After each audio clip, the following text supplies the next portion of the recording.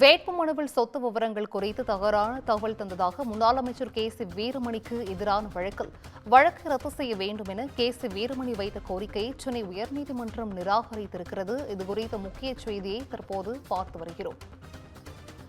வேட்புமனுவில் சொத்து விவரங்கள் குறித்து தவறான தகவல் தந்ததாக முன்னாள் அமைச்சர் கே.சி. வீரமணிக்கு எதிரான வழக்கை ரத்து செய்ய வேண்டும் என கே.சி. வீரமணி வைத்த கோரிக்கையை சென்னை உயர்நீதிமன்றம் நிராகரித்திருக்கிறது. இதுகுறித்த முக்கிய செய்தியை தற்போது பார்த்து வருகிறோம்.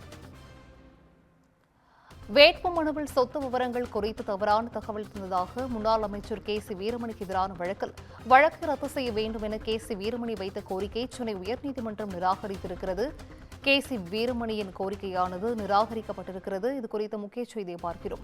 வேட்புமனுவில் சொத்து விவரங்கள் குறித்து தவறான தகவல் தந்ததாக முன்னாள் அமைச்சர் கே.சி. வீரமணிக்கு எதிரான வழக்கை ரத்து செய்ய வேண்டும் என கே.சி. வீரமணி வைத்த கோரிக்கையை சென்னை உயர்நீதிமன்றம் தற்போது நிராகரித்து உத்தரவிட்டிருக்கிறது.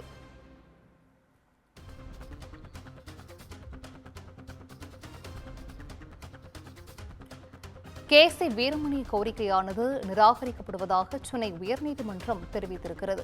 கூடுதல் விவரங்களை செய்தியாளர் சிவகுமார் வழங்கிட கேட்கலாம். சிவகுமார், வணக்கம். வேட்புமனுவில் சொத்து விவரங்கள் குறித்து தவறான தகவல் தந்ததாக முன்னாள் அமைச்சர் கே.சி. வீரமணிக்கு எதிரான வழக்கை ரத்து செய்ய வேண்டும் என கே.சி. வீரமணி வைத்த கோரிக்கையை சென்னை உயர்நீதிமன்றம் தற்போது நிராகரித்திருக்கிறது. இது குறித்த முழு விவரங்கள் சிவகுமார்.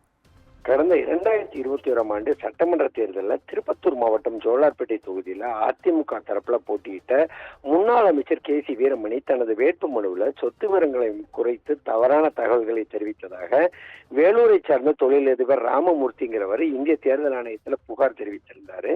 இதன் அடிப்படையில் இந்த வழக்கானது திருப்பத்தூர் குற்றவியல் நடுவர் நீதிமன்றத்தில் கே.சி. வீரமணிக்கு எதிராக தேர்தல் ஆணையம் தரப்புல வழக்கு தொடரப்பட்டதுங்க.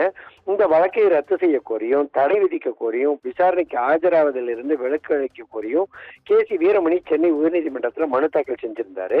இந்த வழக்கானது இன்னைக்கு நீதிபதிகள் பி. வேல்முருகன் முன்னாடி விசாரணைக்கு வந்தபோது முன்னாள் அமைச்சர் கே.சி. வீரமணி தரப்புல ஆஜரான மூத்த வழக்கறிஞர் ஜான் சத்யன் கடந்த 2021 ஆண்டு நடந்த தேர்தல் தொடர்பாக 4 ஆண்டுகளுக்கு பிறகு இந்த வழக்கு தாக்கல் செய்யப்பட்டுள்ளதனும் தேர்தல் முடிவுகள் அறிவிக்கப்பட்ட பிறகு தேர்தல் அதிகாரிகள் மாநில அரசு அதிகாரிகளாக மாறிவிடுவதால அவர்களை இந்த வழக்கை தாக்கல் செய்ய முடியாது என்பதால் இந்த வழக்கை ரத்து செய்யணும் அப்படின்னு சொல்லி கூறி வாதிட்டாரு.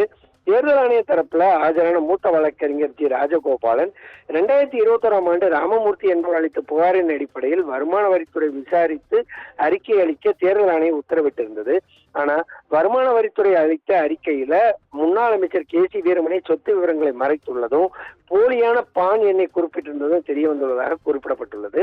தேர்தல் முடிந்தாலும் தேர்தல் அதிகாரி பதவி பறிக்கப்படாது அப்படின்னு சொல்லி வாதிட்டாரு. இதே போல புகார்தாரர் தரப்பில் வழக்கறிஞர் ஹரிக்குமார் பல வாதங்களை முன்வைத்தாரு. அனைத்து தரப்பு வாதங்களையும் கேட்ட நீதிபதி வேல்முருகன் முன்னாள் அமைச்சர் கே.சி. வீரமணியோட மனுவை தள்ளுபடி செய்து உத்தரவிட்டிருக்கிறாரு. இந்த வழக்குல பின்னர் விரிவான உத்தரவு பிறப்பிக்கப்படும் அப்படின்னு சொல்லி தற்போது நீதிபதி தெரிவிச்சிருக்கிறார். சிந்துஜா, விவரங்களை வழங்கியமைக்கு நன்றி சிவகுமார்.